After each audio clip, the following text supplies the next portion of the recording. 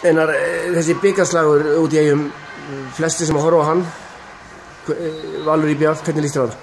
Já, Valur IBF, Haukar Afturelding, þetta eru kannski tveir stærstu leikirnir í þessu og þetta bara algjörlega 50-50, þetta allt mjög jöfn lið og sennilega kannski 4 af 5 bestu liðunum í deildinni, þannig að það algjörlega ómögulegt að spá hvernig þetta fer en ég svona hallast að heima sigurum, skulum við segja það bara, ef ég á að skjóta á hvort þið eða hvaða lið vinnur í þessu.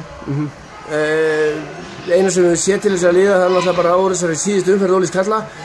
Við tökum Valsmenn og lið IBF, hvernig fæst þessi lið bara að koma undan frínu? Já, Valslið var svona virkaði dálítið stýrt þarna í Akureyri-leiknum en spiluðu massífa vörn og eins og þeir hafa reyndar verið að gera í allan vetur og Bubbi góður fyrir aftan. Þeir eru svolítið að ná vopnum sínum aftur, við komum með Elvar inn og Ómar og Geiri báði með og svona, þannig að þeir eru konum með mikla breidd og eru bara, held ég, eftir að bara verða betri og betri. Sama er raun og IBF, þeir eru komið aggaðan inn og hafa eitthvað, held ég, verið að endurheimta menn úr meiðslum og svona, þannig að þeir eru svolítið eftir að vera betri líka bara, þannig að þetta er svona 2 lið sem eru á uppleið klálega og þetta þetta verður hörkuleikur og bara milli 2 mjög flottar liða.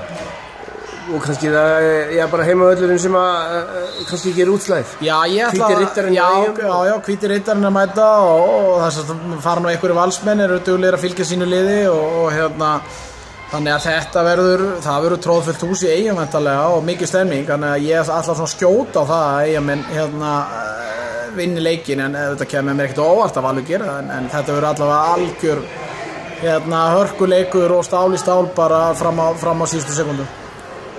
Og munar 1-2 mörkum í lokin.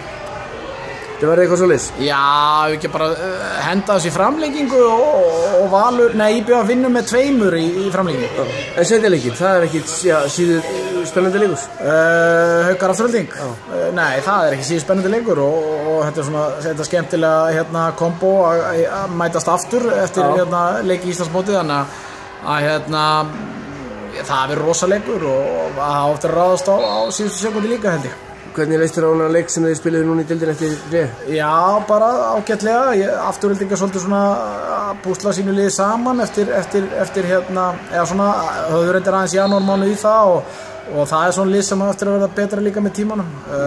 Haukarnir eru bara solid, flottir, vel þjálfaðir og fína breidd og frábæra vörn og markvörslu, þannig að þeir eru að hafa alla pakkan eins og staðan í dag og kannski standa öðru liðum framar svona eins og staðan í dag.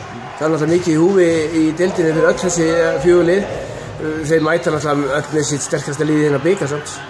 Já, ég meina höllin er í húfi bara og það er allir að fara að mæta með sitt allra sterkasta og tjásla mönnum jável til þess að spila leikina, þannig að tjásla mönnum saman, þannig að það verður ekkert gefið eftir hann, það er klárt. Lið Aftureldingar, þeir koma kannski mest breyttir eftir fríið, heldur að þeir þurfu einhverja 3-4 leiki til að spila svo saman? Já, það kemur ekkert óvart, og náttúrulega, en það er eitthvað sem bara náttúrulega gengur ekki bikað það, það er bara annarkvæmt ertu búinn eða ertu áfram, þannig að þeir verða bara að gíra sig eða bara vera búin að berja sig saman og að fá Jóa inn og Eislendinginn og menn og meiðslum og svona, þannig að þeir gæti verið eitthvað högt á þeim en svona ég held að þeir eigi eftir að koma sterkir. Heimasigrar og heimavöllurinn sem ræðis úrslitin? Já, ég ætla að tippa á það, en það kemur ekkert óvart að geti verið 2 útisíðar þessuna. 2 framlengingar? Já, ekki bara, ef ekki að hafa bara eina framlengingu í hvoru leik. Takk fyrir þetta. Takk hérlega.